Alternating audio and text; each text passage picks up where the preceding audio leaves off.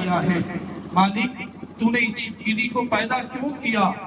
غیب سے آواز آئی، میرے کلیم مجھ سے پوچھ رہے ہو کہ میں نے چھپکلی کو کیوں پیدا کیا؟ کچھ دیر پہلے اس چھپکلی نے مجھ سے پوچھا تھا، مالک تو نے موسیٰ کو کیوں پیدا کیا ہے؟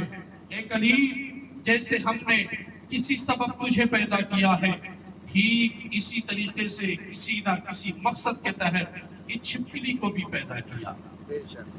پتا چلا کہ دنیا میں کوئی شے بے وجہ پیدا نہیں کی گئی، کوئی شے بے وجہ پیدا نہیں کی گئی۔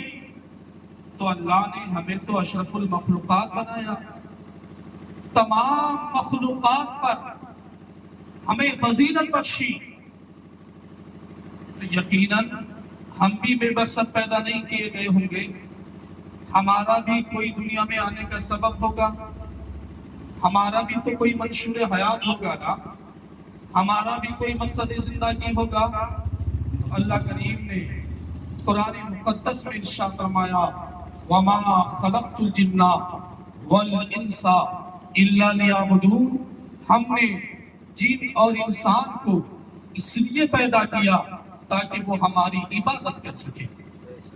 سامعین، ہمارا مقصد زندگی صرف کھانا پینا اوڑھنا سو جانا، بچوں کے لیے ان کی زندگی کی اشیاء اکٹھا کرنا نہیں، ہمارا مقصد زندگی اللہ کی عبادت ہے۔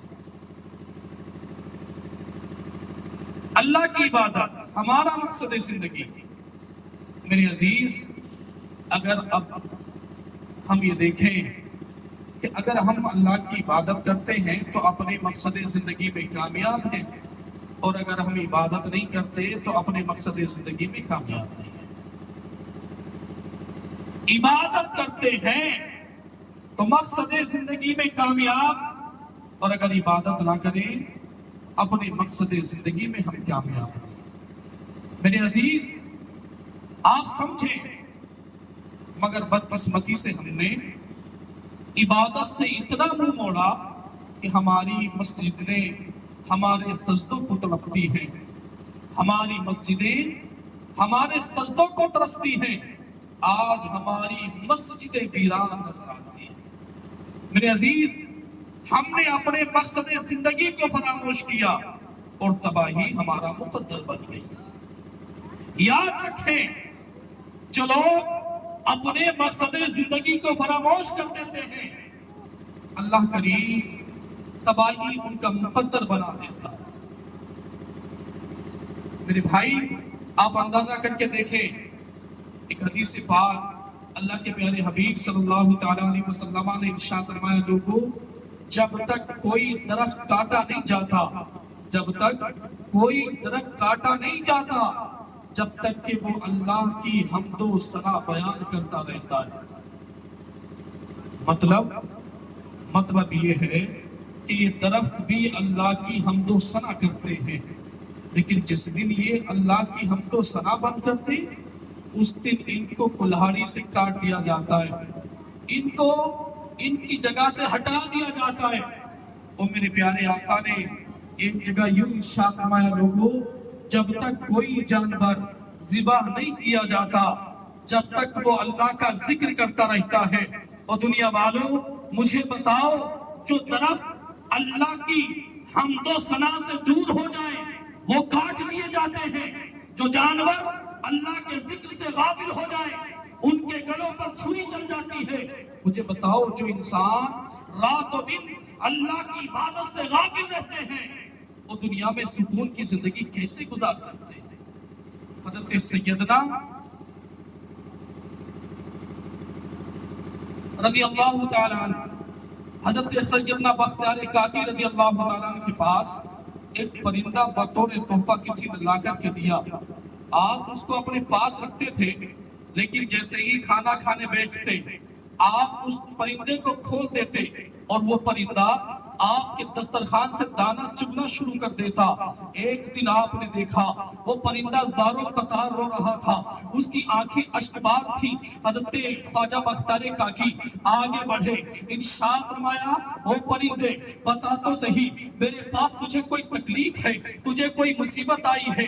آخر کار اتنے دن سے میرے پاس تھا، میں نے روتے ہوئے نہیں دیکھا، آج رونے کی وجہ کیا ہے؟ اللہ نے اس پرندے کو قوت گویائی عطا کی۔ اس پرندے نے کہا او خواجہ بختیار کاکی، کافی دن سے آپ کے پاس تھا، آپ نے ساری ضیافت کی، مگر آج اگر رونے کا سبب پوچھتے ہو تو رونے کا سبب یہ ہے کہ میں نے ایک دن اللہ کی عبادت سے اپنے آپ کو غافل رکھا، ایک شخص نے مجھے قید کر لیا اور آپ کے پاس لا دیا گیا۔ اپنی مرضی سے اڑ نہیں سکتا، اپنی مرضی سے کھا نہیں سکتا، اپنی مرضی سے کہیں جا نہیں سکتا۔ ایک دن اللہ کی عبادت سے غافل رہا تو سزا یہ ہے کہ میں مقید ہو گیا۔ روتا تو اس لیے ہوں، مجھے خیال آتا ہے ان انسانوں کا جن کو اللہ نے عبادت کے لیے پیدا کیا ہے اور رات و دن اللہ کی عبادت سے غافل رہتے ہیں۔ ایک پرندہ تمہارے بارے میں سوچ کے رو رہا ہے، کیا تم نے بھی کبھی سوچا کہ اللہ نے تمہیں کیوں پیدا کیا؟ کیا تم نے بھی کبھی سوچا کہ ہماری زندگی کیسے اللہ کی عبادت سے غافل رہتی ہے؟ ہمیں تو صاحب صرف یہ باتیں یاد آتی ہیں کہ مولوی لوگوں کا کام ہے سمجھانا، ہمارا کام ہے ادھر سے سنے اور ادھر سے گزار دینا۔ اور مجھے حیرت تو تب ہوتی ہے جب اس قوم کو تقریریں بھی وہ پسند آتی ہیں کہ کوئی مولوی آ کر کہے کہ سبحان اللہ کہہ دو، جنت کے ٹھیکیدار تم ہو۔ او دنیا والوں یاد رکھنا، اللہ کریم اس بات پر قادر ہے کہ تمہیں بغیر حساب کے جنت عطا کر دے، مگر وہی رب کہتا ہے اِنَّ بَطْشَ رَبِّكَ لَشَدِيدٌ، بے شک میری پکڑ بڑی سخت ہے۔ بھائی ہم اللہ کی پکڑ سے چھوٹ نہیں سکتے۔ آج لوگ کہتے ہیں مولانا صاحب بڑھاپا آئے گا تو نماز پڑھ لیں گے، اگر جوانی ہے جوانی میں کیسے عبادت کریں؟ دنیا میں کام میں بڑے مصروف رہتے ہیں۔ او دنیا والوں یاد رکھنا، آج بہانے بنانے والوں ایک دن وہ بھی آئے گا کہ موت کا فرشتہ تمہارا رشتہ حیات ہمیشہ ہمیشہ کے لیے منقطع کر دے گا۔ اس اولاد کے لیے کہتے ہو نا کہ مولانا فرصت نہیں ہے، دکانداری کرتا ہوں، یہی اولاد آپ کے ناکوں میں نہ روئی کے ٹھوئے پھنسا دے گی۔ ہاں صاحب وہ دن آنے والا ہے کہ تمہارے کے پیر کے ناخن باندھ دیے جائیں گے اور تمہارے چاہنے والے، تمہارے عزیز و اقارب، تمہارے اپنے جو تمہارے ساتھ مرنے جینے کی قسمیں کھاتے تھے، یہی اولاد یہی دوست اپنے کاندھوں پر ڈھکنے کے بعد ایک ایسے گڑھے میں ڈالائیں گے جہاں کے تصور سے رومتے رومتے کھڑے ہوتے ہیں۔ کبھی سوچا آپ نے، کبھی توجہ دی اس طرف کہ اتنا بڑا مکان جس میں ماں بھی ہے، بہن بھی ہے، بیٹی بھی ہے، اپنے بچے بھی ہیں، کبھی کبھی اس مکان کی لائٹ گل ہو جائے نا، اندھیرا ہو جائے، اتنے بڑے مکان میں ڈر لگتا ہے۔ تو صاحبوں کبھی سوچا کہ آپ کے قد کے مقدار کے مطابق قبر کھودی گئی اور اسی گڑھے میں تمہیں ڈال کر یہ لوگ واپس آ گئے؟ کبھی سوچا آپ نے میرے عزیز؟ ہاں میں کہتا ہوں آپ سوچو تو صحیح، آپ نے گھر میں نا کبھی کبھی جب اندھیرا ہوتا ہے نا تو یہ ہماری بہن، ہماری ماں، ہماری بہن، ہماری بیٹی اٹھا کر بٹھاتی ہے، جی دیکھنا میں پیشاب کے لیے جا رہی ہوں، تھوڑی دیر جاگ کے رہنا۔ یہ بھائی کو اٹھا کر کہتی ہے بھائی کچھ دیر رکنا، دیکھ میں پیشاب کے لیے جا رہی ہوں، مجھے رفع حاجت ہے، میں رفع حاجت کرنے جا رہی ہوں، ذرا خیال رکھنا۔ میری بہن تجھے اتنے بڑے مکان میں ڈر لگتا ہے، اتنے بڑے مکان میں اندھیرے سے گھبرا جاتی ہے، مگر سوچ آج گناہوں کے سبب اگر تجھے قبر میں رکھا گیا تو اس اندھیری قبر میں کوئی بھائی نہیں، کوئی بیٹا نہیں، کوئی دوست نہیں، تنہا آپ اور آپ کی ذات، کوئی نہیں آپ کا۔ آپ نے جنازے اٹھتے ہوئے دیکھے ہیں نا، جنازے اٹھتے ہوئے دیکھے ہیں نا، لوگ کہتے ہیں مولانا دیکھا جائے گا، لوگوں کو کبھی سمجھانے کی بات کرو نا، لوگ کہتے ہیں مولانا سب دیکھا جائے گا۔ ظالم کیا دیکھنا چاہتا ہے اور کیا دیکھ سکتے ہیں ہم کہ ہم نے اپنے گھروں سے اٹھتے ہوئے جنازے نہیں دیکھے، کہ ہم نے نہیں دیکھا کہ بوڑھا باپ چارپائی پہ لیٹا ہوا ہے مگر جوان بیٹا چل بسا. کیا تم نے نہیں دیکھا کہ لوگ محلے میں دوسرے بیمار ہیں؟ ایک نوجوان بڑی آن و شان کے ساتھ بارات لے کر چلا، راستے میں ایکسیڈنٹ ہو گیا، اس کا انتقال ہو گیا. وہ لوگوں، ہم دیکھ کیا سکتے ہیں کہ ہم نے رات و دن اپنی آنکھوں سے جنازے اٹھتے ہوئے نہیں دیکھے؟ کب تک غفلت کی نیند میں رہیں گے ہم؟ کب تک؟ میرے بھائی، یہ جنازے اٹھتے ضرور ہیں، یہ جاتے ہوئے جنازے آپ کہتے ہیں نا دفنانے کے بعد کہ ہم اسے آخری مقام تک چھوڑ آئے، آخری مقام تک اس کی آرام گاہ جو آخری تھی ہم نے وہاں لٹا دیا اور ہم واپس آ گئے. آپ کہتے ہو نا یہ بات آ کر کے کہ بھئی قبرستان میں دفنا کے چلے آئے کسی کو. میرے بھائی، یہ سچائی ہے. آپ کسی کو اس کے آخری مقام تک پہنچا کر آئے، مگر یہ بھی سچائی ہے وہ جانے والا تمہیں ایک درس دے کر گیا ہے. جانے والا کہتا ہے او لوگوں، ایک دن وہ تھا کہ لوگوں کو میں کاندھا لیا کرتا تھا، آج دن وہ ہے کہ تم مجھے کاندھا دے رہے ہو. ہاں ہاں، ایک دن وہ آئے گا کہ لوگ تمہیں کاندھا دیں گے. تم کہتے ہو اسے آخری آرام تک پہنچا کر آ گئے.